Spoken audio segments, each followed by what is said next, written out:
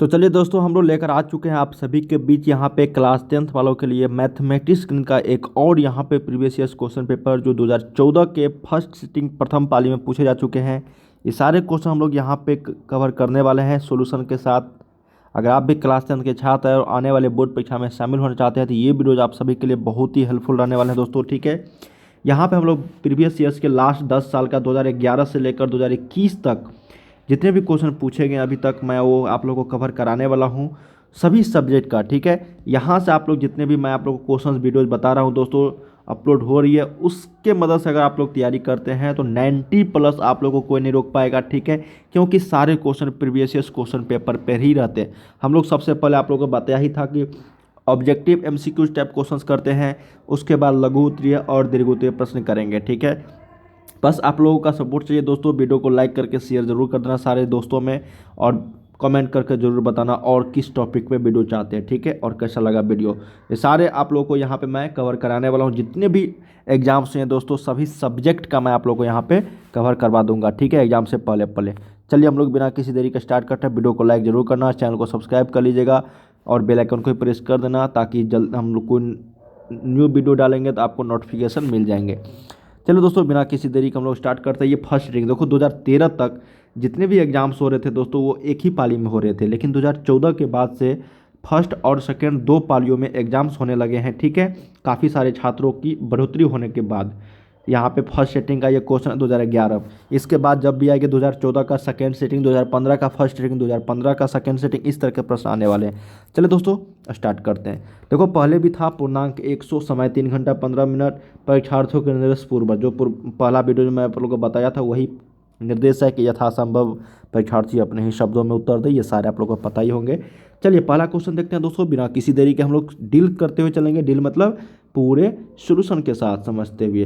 पहला क्वेश्चन है दोस्तों कि यदि अल्फा और बीटा द्विघात बहुपद fx का बराबर x² + 2x + 3 का मूल हो तो 1/अल्फा + 1/बीटा का मान क्या हो। बहुत ही सिंपल है कि नहीं। ये प्रश्न मैंने आप लोगों को 2011 का जो पहला क्वेश्चन था, मतलब उसमें जो क्वेश्चन थे वो मैं आप लोग को इसी तरह के क्वेश्चन थे। अगर वहाँ पे पढ़े होंगे तो ये आसानी से मुँह जबानी मतलब सवाल पढ़ा और आंसर दे दोगे। चलिए आप लोग को नहीं पता है तो मैं आपको यहाँ पे बताता हूँ दोस्तों, और बहुत ही शानदार होने वाला है। वीडियो को लास्ट तक जरूर देखिएगा।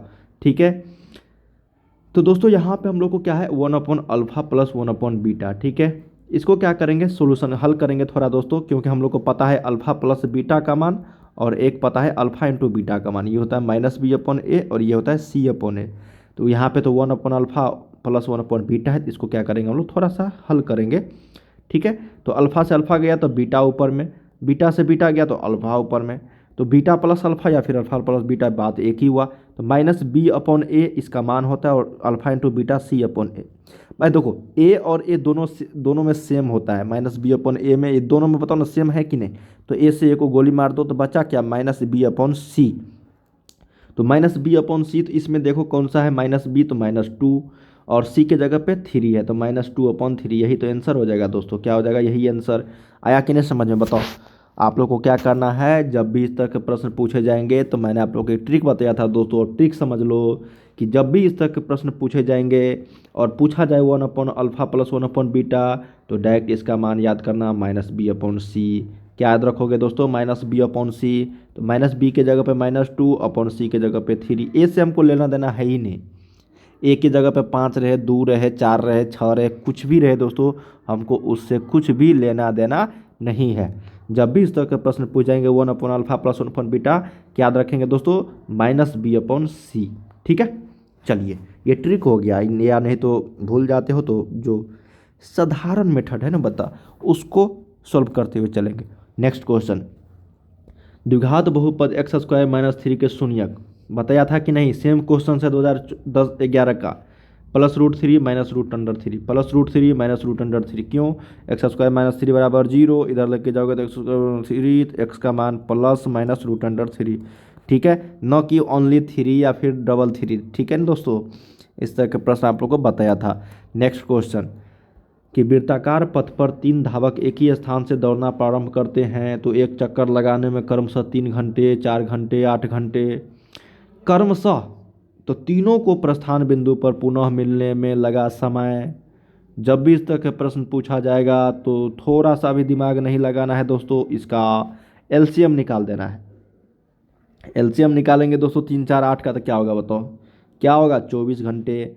24 होगा कि नहीं, 4 से लगाओगे तो 3 1 3 दूनी 6 चौका 24, ये 24 घंटा। मतलब क्या कहा मैंने दोस्तों, जब भी इस तरह के प्रश्न पूछे जाएंगे तीनों को प्रस्थान बिंदु पर पुनः मिलने में लगा समय, तो इसका एलसीएम, कभी कभी एचसीएफ निकालना रहता है दोस्तों जब अधिकतम समय पूछा जाए। ठीक है, उस तरह के प्रश्न में आप लोग को खुद ही पता चल जाएगा दोस्तों को महत्तम समवर्तक निकालना है कि एलसीएम। लेकिन जब भी इस तरह के प्रश्न पूछा जाए कि एक चक्कर लगाने में इतना, तो तीनों को प्रस्थान बिंदु एलसीएम। चल इसका बहुलक जल्दी से बता दो तो मुझे, क्या होगा इसका बहुलक, क्या होगा जल्दी से बता दो। 2 3 0 3 2 6 क्या होगा बताओ। 2 3 0 3 2 6 का बहुलक क्या होगा, फटाफट। बहुलक किसको बोलते हैं दोस्तों, जो संख्या ज़्यादा बार आया हुआ रहता हो उसी को न बोलते हैं बहुलक। तो 2 3 0 3 2 6 में दो दो बार 3 आया है और 2 बार 2 आया है, तो इसमें तो कन्फ्यूज हो गए हो दोस्तों कि कौन सा बहुलक होगा। लेकिन कन्फ्यूज नहीं होनी है आप लोगों को, यहाँ पे आपको नन आंसर होगा। क्या होगा, नन, नन ऑफ दीज। ठीक, क्या होगा दोस्तों, नन ऑफ दीज। न कि 2.16 2.5, ये बहुलक का मान नहीं होता, ये माध्यिका और माध्य का मान हो जाता है दोस्तों। यहाँ पे ऑप्शंस में कुछ प्रॉब्लम है। ठीक है, ई मेरे तरफ से ले लो, नन ऑफ दीज होगा। क्या होगा, नन ऑफ दीज। ठीक है, बहुलक जब इस तरह के प्रश्न पूछा जाएगा तो थोड़ा सा मिस्टेक है, एक अंक और यहाँ पे रहना चाहिए था। ठीक है, चलिए नेक्स्ट क्वेश्चन 5 नंबर है दोस्तों कि दो समकोणिक त्रिभुजों में उनकी संगत भुजाओं का अनुपात सदैव समान रहता है, किसने कहा था, पता है।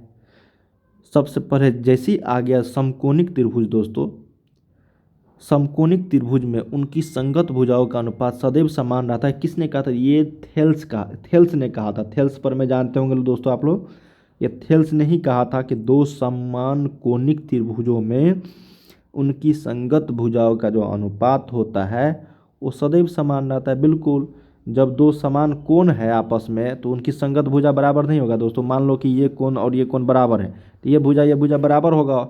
ये किसने कहा था, थेल्स ने। नेक्स्ट क्वेश्चन कि बिंदु 4,5 मिलाने वाले मध्य बिंदु पूछा जाएगा ना, तो क्या करना है दोस्तों, इसको और इसको, मतलब एक्स वाले को एक्स में जोड़ना है, 5,5 आंसर आ जाएगा, और 2 से भाग दे देनी है। क्या करना है, 2 से, तो 6 + 4/2 और ये 5 + 5/2, मतलब एक्स को एक्स वाले टर्म में जोड़नी है, वाई को वाई वाले टर्म में। सूत्र लिख देता हूँ दोस्तों ताकि आप भूलो नहीं। देखो मध्य बिंदु का सूत्र जो होता है दोस्तों, ये होता है आपको x1 + x2/2 y1 + y2/2। ठीक है, ये x1 हो जाता है, ये y1, ये x2 और ये y2। ठीक है, चलिए नेक्स्ट क्वेश्चन। यदि किसी वृत्त की त्रिज्या आधी कर दी जाए, ठीक है, चलिए कर दिया मैंने आधे, तो पुराने तथा नए वृत्तों के परिधियों का अनुपात। अच्छा, यदि किसी वृत्त की त्रिज्या आधी कर दी जाती है तो पुराने तथा नए वृत्तों, तो पुराना कौन सा होगा दोस्तों, पुराना तो ये 2πr जो हम लोग जानते हैं उसी को ना पुराना बोलेंगे। और नया किसको बोलेंगे, जिसको आधा कर दिया मैंने, तो 2 × π/r/2, तो 2 से 2 गया, तो पुराने 2πr, नए πr गया, तो बचा क्या, 2:1। Option number B. बहुत सारे छात्र यहाँ पे फंसते हैं दोस्तों और 1/2 मार देते हैं, या फिर 1/4 उसका आंसर आ जाता है, जो बिल्कुल गलत रहता है। ठीक है, कहा क्या गया, पुराने, तो पुराना मतलब क्या है, जो हम लोग पहले से जानते हैं वही ना, और नया मतलब जिसको आधा किया। ठीक है, भूलोगे नहीं ना कभी, बिल्कुल। 8 नंबर, किसी घटना की प्रायिकता नहीं होती है, माइनस में भाई नहीं होती है, पता ही होगा दोस्तों। किसी घटना की प्रायिकता जो है नहीं होती, वो माइनस में नहीं होती है। यदि √2 cos θ = 1 हो तो थीटा का मान क्या होगा। क्या क्वेश्चन है कि यदि √2 cos θ = 1 हो तो थीटा का मान क्या होगा, 60 डिग्री, 45 डिग्री, 30 डिग्री, 0, अरे निकालना पड़ेगा ना। 45 डिग्री होगा क्योंकि 1/√2 इधर जाएगा, तो 1/√2 का मान 45 डिग्री होता है cos 45 में, तो थीटा का मान 45। ठीक है, समझ में आ गया कि नहीं क्वेश्चन। अगर नहीं आ रही हो, किसी प्रश्न में दिक्कत होती है तो कमेंट जरूर करना दोस्तों, अगले वीडियोज में कवर करवा दूंगा। ठीक है, चलिए 10 नंबर देखते हैं कि 1 + cot² + 1 + tan² सूत्र जो होता है इसका पता ही होगा दोस्तों सभी को। सूत्र पता है कि नहीं सभी को बताओ। 1 + cot² क्या होता है, cosec² होगा कि नहीं।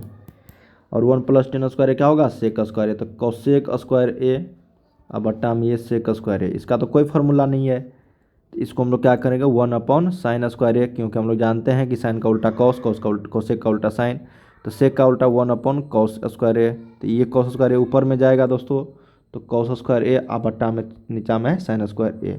तो कितना होगा बताओ, कितना होगा, cot²। ये क्या हो जाएगा, cot²। तो ऑप्शन नंबर यहाँ पे सी इज द राइट। सिंपल था दोस्तों, आप लोग को फार्मूला बेस्ड क्वेश्चन था ये। जब भी इस तरह के सीरीज खत्म होंगे दोस्तों प्रीवियस ईयर्स क्वेश्चन पेपर का, तो मैं आप लोग को एक फार्मूला क्वेश्चंस लेकर आऊँगा, फार्मूला 2-3 वीडियो, उसमें सभी चैप्टर के जितने भी फार्मूला होंगे वो मैं आप लोग को याद करवा दूंगा, ठीक है। चलिए नेक्स्ट क्वेश्चन है 11 नंबर की 17/24 का दशमलव प्रसार क्या होगा। तो 17/24 है दोस्तों, तो इसको तो देखने ही से लग रहा है ये शांत होगा, क्योंकि ये 2 और 5 का गुणनफल नहीं है P/Q में, है ना। P/Q में 2 और 5 का गुणनफल नहीं होता है, तो वो अशांत होता है, ठीक है। तो 11 का हो जाएगा यहाँ पे अशांत। 12 है कि असंगत समीकरण के युग्म का हल, जो असंगत, जैसे ही असंगत बोला तो इसका कोई हल नहीं होता है। क्या होता है दोस्तों, कोई हल नहीं होता है, ठीक है। असंगत, असंगत को ही हम लोग विरोधी बोलते हैं। क्या बोलते हैं, विरोधी। जस्ट अभी पढ़े ना ऊपर, असंगत को क्या बोलते हैं, विरोधी, ठीक है। 2013 वाला प्रश्न में पढ़े थे हम लोग ये इस तरह के प्रश्न, ठीक है। चलिए दोस्तों नेक्स्ट क्वेश्चन हम लोग देखते हैं। यहाँ पे कहा गया है 13 नंबर में, ये थोड़ा चित्र वाला क्वेश्चन है, समझते हैं। बहुत सारे छात्र डर जाएंगे, लेकिन डरना नहीं है दोस्तों, बहुत ही सिंपल रहते हैं क्वेश्चन। आप लोग 9th क्लास इसका मतलब नहीं पढ़े हो अच्छा तरीके से, इसलिए आप लोग भागते हो। चित्र से y का मान क्या होगा। देखिए दोस्तों, ये 125 डिग्री है, ठीक है। हमको y का मान पूछा गया, इसका मान। चलिए इसका मान क्या होता है 180, तो ये 125 है, तो इसका मान जल्दी से बताओ क्या होगा। 180 में से 25 गया, 125 गया कितना, 55 डिग्री। जब ये y का मान 55 डिग्री हो गया दोस्तों, जब ये y का मान 55 डिग्री हो गया, तो ये y का मान 55 डिग्री क्यों होगा बताता हूँ दोस्तों। यानी तो आप एक तरीका और बता दो, ये y 55 और ये y 55, ये कोण 55 और ये कोण 70 है दोस्तों, तो ये भी 70 हो जाएगा। क्यों, एकांतर कोण से। जब ये 55 ये 70, तो y का मान नहीं बताओगे। त्रिभुज में तीनों कोणों का योग कितना, 180, तो y + 55 + 70 = 180। तो y का मान इधर लेके जाओगे तो 7 5 12, तो 180 - 125, तो कितना होगा दोस्तों, ये 55 डिग्री। तो y का मान कितना होगा दोस्तों यहाँ पे 55 डिग्री, ठीक है। और एक चीज़ और भी बता रहा था मैं, कि ये कोण और ये कोण 55 डिग्री क्यों हो जाता है दोस्तों, ये भी आपको संगत, मतलब संगत कोण, ये एकांतर कोण, उसी में से कोई एक कोण होता है। अभी मैं भूल रहा हूँ दोस्तों, ठीक है। बता दूंगा बाद में जब हम लोग पढ़ेंगे विस्तार से, ठीक है। हालांकि आप जो मैंने बताया ये सार्वभौमिक जो मेथड था दोस्तों, जो सभी बनाते हैं इसी मेथड से, वो जो मैंने आप लोग को बता दिया, भूलोगे नहीं, ठीक है। चलिए y का मान यहाँ पे 55 डिग्री। नेक्स्ट क्वेश्चन 14 नंबर कि वृत्त की स्पर्श रेखा स्पर्श बिंदु से केंद्र को मिलाने वाली रेखा पर डैश होती है, तो क्या होती है, लंब होती है। लंब मतलब समकोण होती है, 90 डिग्री होती है दोस्तों। वृत्त की स्पर्श रेखा स्पर्श बिंदु से केंद्र को मिलाने वाली रेखा पर क्या होती है, समझ में आया। ये स्पर्श रेखा है, ठीक है। ये केंद्र है, ये जो होता है दोस्तों, ये क्या होता है पता है, ये 90 डिग्री होती है, 90 डिग्री, ठीक है। चलिए कहा गया है कि x अक्ष पर स्थित किसी बिंदु का y नियामक क्या होता है। तो x अक्ष पर स्थित है ना भाई, किसी बिंदु का y नियामक क्या होता है, 0 होता है। x अक्ष पर y का मान क्या होगा, 0, तो वही ना पूछा गया है, 0 y नियामक क्या होगा, 0। कार्तीय तल में स्थित 6,4 के कोटि का मान, तो कोटि का मान 4 है यहाँ पे दोस्तों, क्योंकि ये x और y, x को भुज बोलते हैं, y को कोटि बोलते हैं। नेक्स्ट क्वेश्चन 17 नंबर है दोस्तों कि tan 90 डिग्री - a क्या होता है, cot a होता है। ऑप्शन यहाँ पे भरना था। 18 है दोस्तों cot 60, देखिए दोनों का मान 90, दोनों का मान 90, ठीक है। तो कितना होगा दोस्तों बताओ, कितना होगा, 90 नहीं, यहाँ पे cot है दोस्तों, ठीक है, cot है। चलिए इसको हम लोग समझते हैं। cot 60 का मान आपको यहाँ पे लिखना पड़ेगा दोस्तों, और उसके बाद cos 30 का मान। तो cot 60 का मान क्या होता है 1/√3 गुने cos 30 का मान √3/2 होता है ना। sin 60 का मान होता है √3/2 और ये sin 30 का मान 1/2। इसको कैलकुलेशन कर दो दोस्तों, 1/2 प्लस √3/4। इसको कैलकुलेशन करोगे तो क्या होगा बताओ, 4 प्लस √3/4, सॉरी 2 प्लस √3/4, 2 प्लस √3/4 इसका आंसर आ जाएगा। समझ में आया कि नहीं बताओ, सिर्फ मान रखना था, आंसर आ जाना था। चलिए एपी का मान यहाँ पे दिया है 3, 3 प्लस √2, 3 प्लस 2√2, 3 प्लस 3√2 का सार्व अंतर क्या होगा। तो सार्व अंतर बता दो जल्दी से, √2 होगा। क्यों? क्योंकि देखो ना √2 जोड़ा है, फिर इसमें √2, फिर इसमें √2 है ना, जोड़ा है कि नहीं, बिल्कुल। प्रथम 5 अभाज्य संख्याओं का माध्य क्या होगा। प्रथम 5 अभाज्य, तो 2 से स्टार्ट होती है अभाज्य संख्या, 2, 3, 5, 7 और 11। इस पाँचों को जोड़ो, 11 7 कितना होगा दोस्तों, 11 7 18, 18 5 23, 23 23 5 23 5 28, 28/5। इसको जोड़ो 5 और ये 3, तो 5 छक्के 30, तो 5.6 होगा इसका आंसर। ठीक है, माध्य का मतलब एक तरह से दोस्तों बताया था ना, औसत होता है, तो उसी तरह से आप लोग को बनाना है।